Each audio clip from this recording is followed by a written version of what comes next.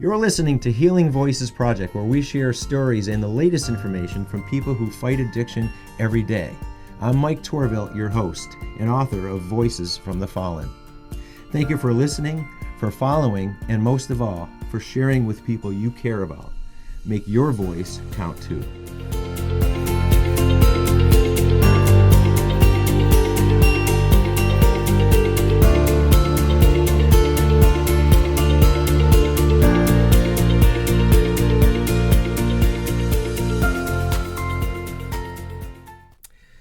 Hello, everybody. Thanks for joining us here at Healing Voices Project. I'm Mike Torville, your host. Today we're talking with a young gentleman who I just met recently. His name is Ken Zulu. And Ken is going to share his story of growing up with substance abuse and his recovery and what changed his life and the impact that those changes have had on him. And again, you're a young gentleman, Ken. You got a lot ahead of you. Thanks for coming. Thanks for coming on. It's such a privilege, such an honor to be here. Sure, thanks. Yeah. Well, we've talked a little bit, and I know that you're involved with several things. You're in an internship now with the church. You've got a lot of things happening, and you're from Springfield originally? No, I was born in California, so I lived there when I was younger, till around I was 7 years old. Then I moved to the Berkshires. My father wanted to move to Springfield, but there was some certain situations where we just resided in Lee, Massachusetts in the Berkshires. And then once I hit my middle school age, I've been in Springfield ever since. From California to Lee, Massachusetts. Wow. Who would do that? Yeah, my dad grew up in Springfield. So, okay. So that's one of the reason why. There's a reason. There was a Nothing reason wrong with Lee. It's a nice town. Yeah, it's a nice town. Really nice town. Is, nice people as well. Far different from California, though. So you've been in Springfield now for... I would say maybe a decade now. A decade or so now. Yeah. Yeah. And so you're living in Springfield. Now, you've gone through some changes with your childhood, moving, and you got involved with substances at a young age. And we're going to talk about your recovery. We're going to talk about what changed your life and the spiritual side of things that has really made a difference in your life. And so we're going to get all that, but we had to get some background first.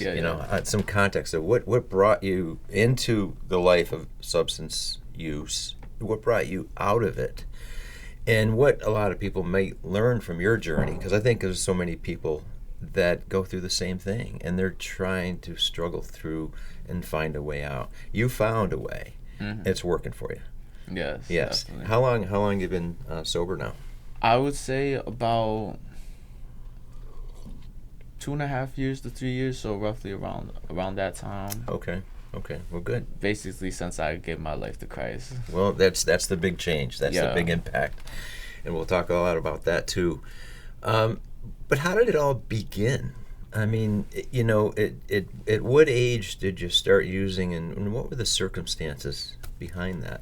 So for me, from 10 years old, when I was basically 20, I suffered from depression, and it started with a lot of family abuse. It started with me more so not doing that, doing dumb kid stuff. I was taking money from my mom, and as rightfully so, my dad whooped me with the belt and stuff like that. But it was so more, you were getting caught at I was too. getting caught at. But I think what really changed me at a young age, when I was 10 years old, was what my father said when he said that don't tell anybody why you're sad or no one will be your friend. For me, it's well, since that's true, why would anybody even love me? So for me, I remember walking out of the door that next to the school day, and was my world used to be full of colors. Now it's just a bunch of shades of blacks and grays.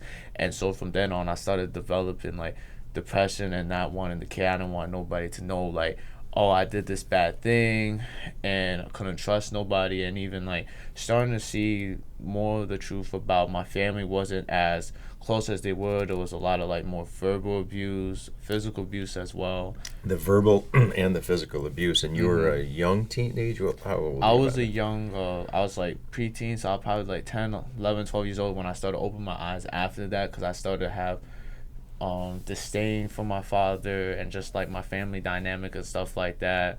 There was just a lot of certain things. So I was just trying to find love and trying to find fulfillment in different places, where I started to venture out to different things. Where it started with pornography, and then I started when I was around 14 to 16, started doing little vaping and stuff like that, here and there, and smoke weed here and there, not often, wasn't like super serious. But it wasn't until probably like my senior year where I started really getting heavy into alcohol. And all of us, me and my friends at that time, we're underage, so we have to go hit up a homie that's like 21, or somebody that knew someone else that could get the alcohol for us. So that's when I started, really diving into alcoholism and the other things that were just steamrolling with it. Yeah, so you were diving into alcoholism before you were even legal, of the legal age to drink. Yeah. Yeah. How easy was it before that to get what you wanted to, if you were smoking? For me, it's easy. I was more of a shy kid, so I never really asked. But when I started to like hang around with certain types of people, especially after high school, it was pretty easy. Like, especially if we wanted to hang out, there was always someone that was like 21 that would buy the thing for us. Like, we would step outside like a couple of blocks, somebody go in, bang, we do our thing. It wasn't that hard. Yeah. Yeah. And so your friends and you were just drink. Did you get involved with any other substances, pills, or for me, it drugs? was more like drinking and smoking. And my other friends, they did other stuff. Like, some did like weed, vapes, that type of stuff, and hearing their past lives about their certain experience, even though they don't do like, some of them don't do like the hardcore stuff anymore, they're still in that lifestyle, which involves with like gang life and that type of stuff. So I was like, kind of like, I wasn't in it, but I was kind of had one foot in, but one foot out of like trying to be like a good kid as well. So I was kind of like trying to find my way, trying to find myself. I was trying to find it, in the wrong people. And with the alcoholism, it didn't help. There's been moments even when I had like separate friends where I used to have this saying, I drink Henny like water. That all my old friends, like, they used to know that I would say that, and I would do that just to be big, like to be the life of the party, that type of stuff. And I never really went to too many parties, but I would always go overboard just to be bigger, to fulfill myself, to think that I was like, oh man, like, I'm lit, I'm everything. But I was trying to fill an empty hole. And there was many times where, there was one time I was hanging with me and a couple other friends down Main Street, near Riverfront Park. I remember we was all drinking, and it's like 2 a.m. We all went our separate ways. I'm mad drunk. I'm tipsy. I can almost like barely see. I'm stumbling. You're by yourself at this point? Yeah, I'm by myself at this point. Yeah. And I had to walk from Riverfront Park all the way up to where Johnny Appleseed Park, Nasty, anybody who's in the Springfield area knows that area. So I had to walk. So it's like about 25-30 minute walk. And I'm not going to lie, I thought I was going to get caught. And I thank God that I didn't get caught. And I remember coming home. And yeah, my parents weren't like going for it. I was just saying, nah, I was just late or whatever. But well, wait, this is after 2 o'clock in the morning. Yeah, this is like 2 o'clock in the morning. You walked in the house and you woke them up. Yeah, they woke up when you came in the house. Yeah, they was like basically waiting. Yeah, all right, because you were still young. Yeah, I was like 19. All right, so they heard you come in and it didn't go well. Yeah, I was just like, whatever. You're just trying to shrug it off? Yeah, I was just trying to shrug it off. Was this the first time they saw you like that? Me, I guess it was like the first time where they kind of saw me, like, I wasn't all the way there. I wasn't like clashing, but even then, like, most of my stuff that they never seen, where it was like, there were moments like where I would hang with my friends, and I've had blackout moments where even like my friends started to get concerned, like, hey, yo, you gotta chill out with this type of stuff. But so these guys that you're kind of trying to impress, right? Look at, I can drink Henny like water. Okay, look at me, and I can outdo you guys. Those guys, instead of impressing them, they're concerned that you overdid it. Yeah, right? Those was like certain groups of friends. Some group of friends that I had didn't really care, like the ones that was in hanging during Riverfront Park and stuff like that. Those friends, like, they care, but not really, because they're in that lifestyle. Some of my other friends who like casually drink, but not as much as me, they was more concerned. They're like, hey, yo, this getting a little too much. Like, can you hold your liquor? Like, you're doing a little too much, and it was like concerning. Mm-hmm. Yep. Did you listen to him? I listened, but it wasn't really until like my friend died from substance abuse. Where Talk about that. What happened? so he had everything going great for him. He started, he got out of homelessness, got a job, car, whole girlfriend, everything. Like everything seemed like it was going the right direction. But because of the lifestyle that he was living with substance abuse and getting weed and stuff like that, I don't know if there was like something in it, but he basically died from substance abuse, and something happened, and I didn't find out until 2 weeks later when I went back to Impact Center, and it didn't really hit me, and I just sat there, I'm like, dang, like my life kind of on the line, and this is 2 weeks after I had a whole nother blackout moment, when I was just hanging with my friends. What would happen when you had the blackout moments? You Um, probably don't recall, but yeah, I don't even recall. I was just either like there was vomit. I wake up and like ready to vomit, or I'm just out of it. And then you wake up at some point and don't recall some of the events. Yeah, I don't recall like some of the events. Yeah. So this went on for a little bit. Yeah. Now one of the things that's interesting is you said you also you were conflicted a little bit. Mm-hmm. You wanted this lifestyle, and another way you wanted to be good. You were sort of straddling both and say, okay, at least you had a sense that what you were doing might not be the best thing. Mm-hmm. And then the other one is you just went ahead because that's what you found filled that hole that was missing of love, of connection, relationships, and things like that, right? Yeah. How was that working out for you? During that time, it wasn't working out. For me, alcoholism was a replacement for some of the other more bad things that I was trying to not do, which was like self-harm, which I told myself, well, I'm drinking, well, at least I'm not self-harming, which they're both still bad. And the self-harming was coming from depression? Yeah, depression. A lot of it stemmed from like depression and that unhealed wound of like what my father told me. So it was just a spiral of different things, and I was trying to cope with different things and stuff like that, but they would only temporarily fulfill me.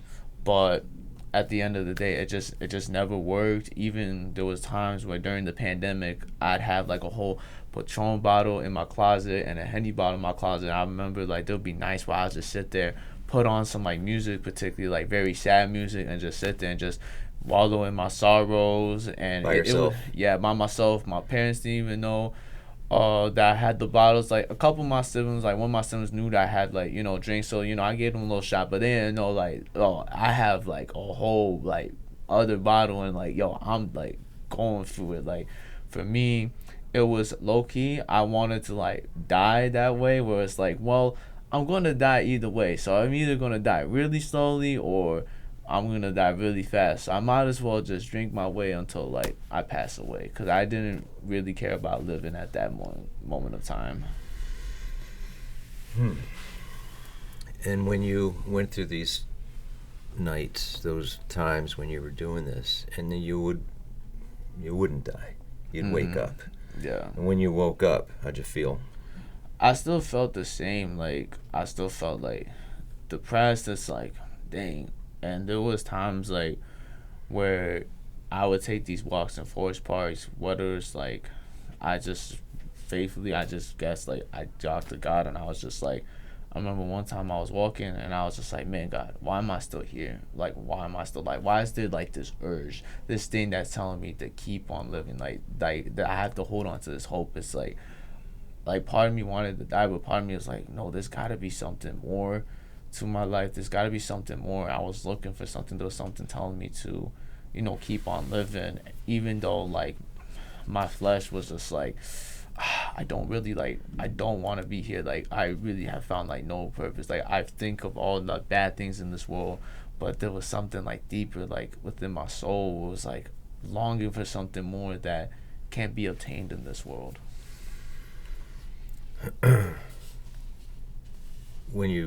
And was this one time ever, or did this happen frequently? Did you have this happened frequently where it's like I take these morning walks. So this is around 2020, early 2021 where I started taking these walks. Especially in the midst of the pandemic. Which didn't nobody's there, so you get the whole thing to yourself. Yeah. And and the ability to interact with people, and it wasn't there as much either. Yeah, it wasn't there much either. So you, despite frequent walks or talks and self-reflection, and you had a part of you that wanted to stay. Yeah. Something that was longing for that. But then you kept drinking, though, despite that. Yeah. Because you still had that desire to say, I don't care if I wake up. Yeah. What changed? I think for me, what changed was when I decided to give my life to Christ. So that was a whole process. And did that just happen through one of your walks, or was was there a person that helped you through that? There was a person in my life. His name is Anthony Rivera. He goes to RCC. His name was Anthony? Yeah, Anthony. So yeah. I met him at the Impact Center, but if you met him at the end, and I don't mean to interrupt you, but just to get an idea, what is the Impact Center? The Impact Center is a youth access center where young adults from 16 to 26, they can come there for resources, they can come there for help, whether they're recovering from substance abuse, work with the homeless population. Any young adult can come, whether they're not even if they're not struggling with anything, if they just need a place of safety, community, getting resources, whether it's for job, help with resumes. They have different groups each week talking about different issues, different topics to help young adults with their life. So they're like kind of a bridge to help young adults transition to adult life. We don't want them to stay there, obviously, in that place to rely on them. It's like a transitional program. But right, yeah, kind of like that. But it's also a safe place for just people, if they just need a break, they can rest there, or if they just want to, play with games and just meet other friends and stuff like that. Okay. And that's in Springfield, the Impact Center. Impact Center, 41 Taylor Street. Okay, so that's good to know.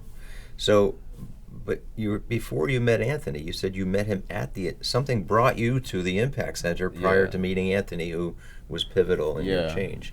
How did you what brought you into the Impact Center? For me, there was a moment, I was dealing with a lot, like with my family stuff, and so I think my dad kind of recommended me just go there, and I was just like, all right, whatever. And I was just mad that day, pissed.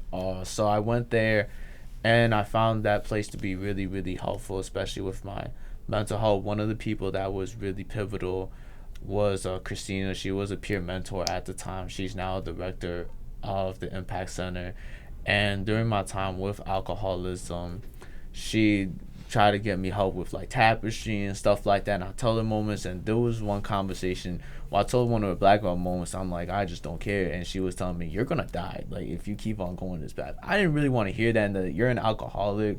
And at that time I was just like, I didn't really want to hear that. I was kind of in denial, it was cool, but deep down I knew.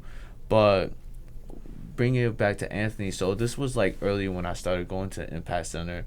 Anthony, I think he was a therapeutic mentor at the time, so he wasn't working there, but he just bring one of his clients there as well, just visit and stuff like that. So we just connected off of just cameras and stuff like that, and throughout 3 years, basically from 19 to basically when I was 20, 21 almost, he just been telling me about Jesus and sharing his faith. And I'd hear, it's I'd believe, but my biggest struggle was more of church people. They think they're holier than thou, because I've seen bad representation about it. But fast forward to when I'm 20. So you were a little skeptical. Yeah, I was skeptical, not because of I didn't believe in God. I was more skeptical of the people who represented God and how I thought about church. There was no way somebody was gonna sit up there and tell me I'm not gonna listen to pastor tell me how to read a Bible and I can read a book. There ain't no way I couldn't do it. People mad judgmental. Because I've seen hypocritical Christians who don't represent the faith. They tell you one thing, but the whole private life they're having scandals and stuff like that, especially big leaders who have mega churches and stuff like that. So I was skeptical more of the people, not necessarily on God. But he invited me to his church one time, and I was like, okay, cool. And during that time, I'm kind of laying off the drinking, but I'm still having that urge to if any moment I'm gonna go get that bottle and go find a way. So I remember I visited his church, and the sermon that the pastor was talking about freedom, but not a kind of freedom that you could find in this world. It's a spiritual freedom, a freedom that when you give your life to Christ, like, there is a freedom, like a freedom that surpasses all understanding, that free from your sins, free from the bondages of like all the things that you've been through, whether it's depression, alcoholism, substance abuse. And I remember I was holding in tears. Like, there was no way I was gonna cry. And I remember leaving, and I cried. I was walking home, and I was like, who is Jesus? Who is this God that could set you free? And that's where my curiosity started. It's like he was talking right to you. Yo, like you're the only one in the room, right? Yo. Yeah. Interesting. So you started to think more about that, and you wanted to learn more. Yeah, I wanted to learn more. So you reached out to Anthony? Yeah, and I started going to his church a little more, and then there was a men's conference, and then I met this guy named Alex, who's now like a close friend of mine, a close brother of mine. He's currently in Bible school right now in Florida, and so we met at this men's conference that they hosted, and he was like, yo, I have a church, they're gonna have an encounter night, and he was telling me about his church, and I'm new to, like, learning about God and church. I was like, oh, I'm excited. I'm like, okay, encounter night, all right, cool. That I'm thinking like, oh, it's gonna be like a worship thing. I didn't know what an encounter night was. So the following week he invites me, and I kid you not, I remember there was so much love, and the presence of God was there. Like, I didn't understand what it was, but there was so much love. I remember the first two genuine love. Yeah, it wasn't love. the type that you had perceived it to be from what you thought earlier. Okay. So. Yeah, it was like true genuine love, and that was like the love of God they were able to express it because they were filled with God's love.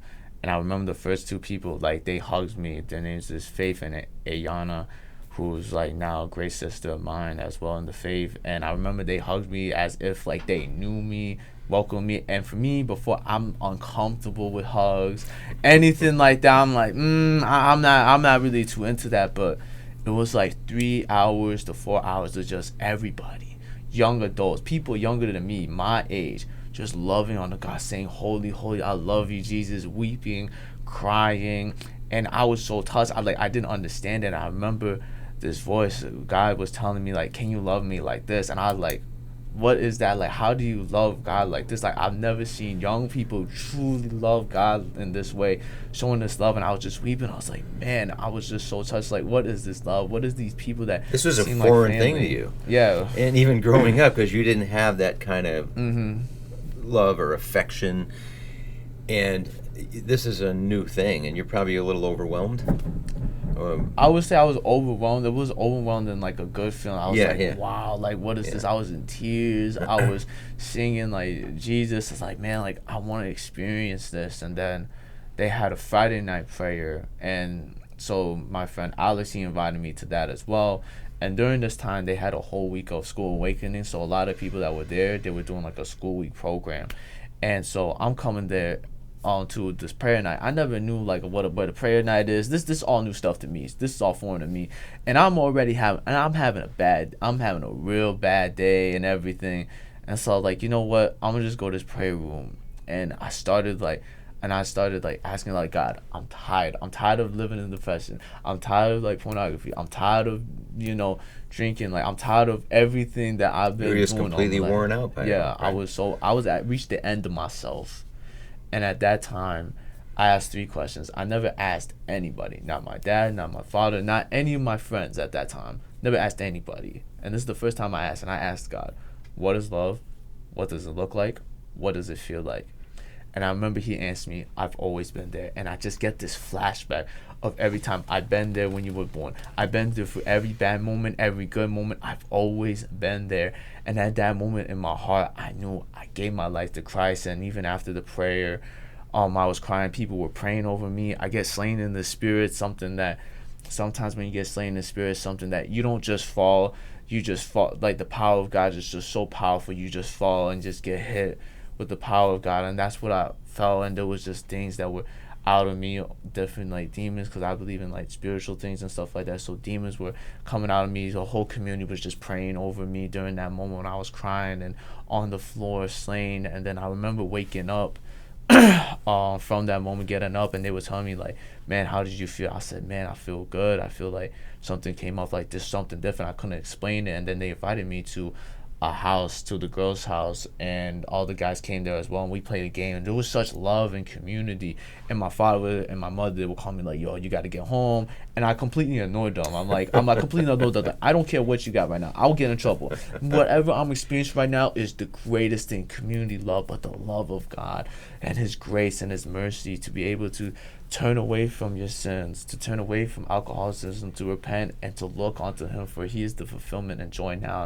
And the next day I woke up, and that's why I knew. I was like, I'm alive. I felt alive. I don't feel dead. I'm not just surviving. Like, I'm alive. Something new was born in me. That depression was gone. Like, gone. And it was so crazy. Like, during 3 weeks, it was 3 weeks for the first time where it was like, I actually want to be alive. I never thought about wanting to die for a whole 3 weeks, just straight. It was, for me, was a miracle. And I remember they take me to places, and I was going to church service, and I was like, there was something different. And when you give your life to Christ, the old you dies. You die with Jesus in baptism, but you're resurrected back to life with him. You are born again. You are a new creation. And I was experiencing that. Wow, like, I am a new creation in Christ. I have a new identity. I'm not this old person that's dealing with alcoholism anymore, depression, and all these things. I have a new identity. My life is dedicated to Christ. And I just encourage, and I remember just telling everyone, like, yo, I gave my life to Jesus. I even told people at emphasis, I gave my life to Jesus. I'm not this no more. I'm a new creation. I have eternal life in him now. And it was just an amazing, and that's what, like, really set the change for me. Your parents, you talked to them about it? I kind of mentioned it. But for me, it was one of those things, like, I didn't really mention it until, like, a little bit further, that I kind of was going to church. I didn't express that I was going to, like, I really gave my life, because for me, I didn't really trust my family like that with that kind of thing, because this was so precious to me that I was like, I would say, oh, I'm going for a walk. I was like, I didn't want to, like, them to interfere with what was going on with God. Even if you didn't communicate that with them as soon, immediately, they must have observed a change. They must have seen, Ken is different now. My mom definitely did. Yeah. My siblings did, even though they don't believe. My mom believes in God. But what really, like, they saw the change was, like, literally after 4 weeks I gave my life to Christ, my father passed away. And it was at that. Sorry to hear that. Wow. And I never really had a great relationship with my father, but it was at that point where it was like, I felt there was this tug between Jesus trying to pull me, closer to him, and then, like, the enemy, Satan, trying to pull me back, like, oh, this is how you're going to cope. You're going to go back to drinking. You're going to go back to self-harm. Because it was at that moment I was so angry. I was so filled with emotions, and I was crying. But in my head, I was like, no, I got to hold on to Jesus, because what I experienced those past 3 weeks, that joy, that love, everything, like, I refuse to lose that. So it was like at that crossroad, it was like, when tragedy strikes, am I going to lean on Jesus for my fulfillment, for him to be my rescuer, my redeemer, or am I going to go back to my old sinful ways of drinking, depression? Am I going to lean on that? And at that moment, I decided, like, no, I'm going to go closer to Jesus. And during that time, in that process, I found the power of, like, community. I opened up about my father passing away and all the stuff that I was kind of going through before. And I remember just my community at Breakthrough Worship Center, of just them coming together, praying for me, speaking life over me. And it's just been such an amazing time for me. In the past, your previous drinking life, when something like that with your dad passing away, that would have probably prompted you to drink a little bit more, and you were tempted to do it again, but not enough to do it. Was there any days of drinking that were better than what you're experiencing now? Oh, never. Like, never. Like, when the Holy Spirit comes in you, there's nothing better. Like, the joy of the love. There is pleasure in God. One of the things that I've been experiencing throughout my walk, even up until this day, is just finding enjoyment in God. There is pleasure. He is the highest pleasure, the highest enjoyment of God. I have such a passion for God. I want everyone else to experience it. So, and to be able to represent that as well. Now, there's been, ups and downs and stuff like that with my walk in faith, but it's not that I'm giving my life to Jesus because he can give me stuff. It's because of who he is, what he's done on the cross through his son Jesus, what he did on the cross. He died for us. He's bled for us. So when I think about that, he gave his life so that I could have eternal life, that he still saw us. He still wants it. He wants a deep relationship. That's what we were made for. It's not about, what can God do for me to fulfill this word? It's to be in relationship with him. And when you're in relationship with him and you have your eyes and your heart, your mind, and your whole soul onto him, you're going to be filled with him. You're going to have his nature through the Holy Spirit. And the Holy Spirit is going to help guide you through that process. Earlier you talked about when you went to that first church service and the pastor was talking about the freedom. The freedom. Yeah. And you walked away thinking about that. Did you find that freedom he talked about? Oh yeah, I found it. Like the minute I gave my life to Christ, I found that freedom. And that freedom that people have been searching for. Some people can try to find freedom in successes and all these other things. And I'm not saying that recovery with whether it's mental health, AA, or any of those things are work. Those are great things, and you can find freedom in that. But when I'm talking about a freedom that's spiritual, a freedom that many humans long for, there's something missing. Yeah, and going back to, and I want to mention this too, because you, for lack of a better word, you were somewhat skeptical because of what your perception of the church was. Yet you kept going, and now your experiences are different from what you had earlier perceived as to be some hypocrisy and things like that. Well, it's a much different experience and not what you expected. Yeah, definitely. Right? Yeah. What would you, if somebody's going through what you went through years ago, put yourself in back to 6 years ago. You were 19, 20, and now you're at the ripe old age of 23. So it wasn't that long ago. But if you were to talk to yourself back 5 or 6 years ago, what would you say to somebody like you going through? What would be the first thing you would just say to pay attention to do differently?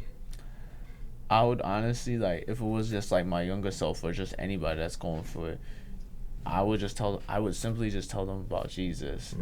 I would also, explain other stuff, there's different programs, resources and stuff like that. But the main number one thing I would tell even my younger self, especially, that there is a God that loves you, and that is Jesus. And maybe to open up, despite maybe some incorrect perceptions about it, but open up to learn, to find out, because it might not be what you think. Yeah.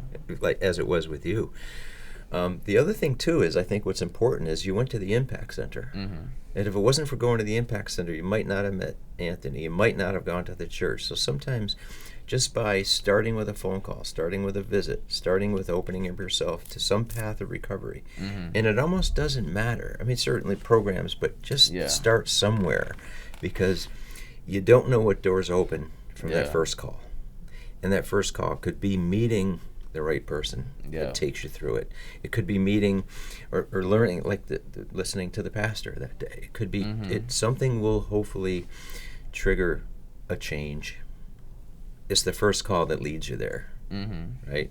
And that's what happened with you. You went to the Impact Center, and it's really from your dad. Your dad's the one who got you there, which led to all these other things, right? I think that's always important to say.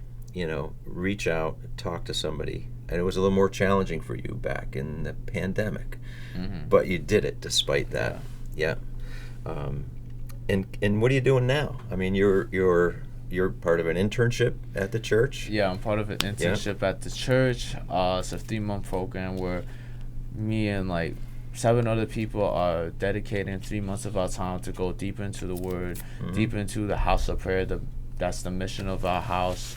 Of just praying and interceding for others, but just simply abiding in Him and growing spiritually, which has done so much wonders. And even just throughout, now I'm starting a new job in a couple of weeks, actually at the Impact Center. So by the time this episode's released, I'll be working at the Impact Center as a peer mentor. Okay. So for me, it's almost like this full circle moment.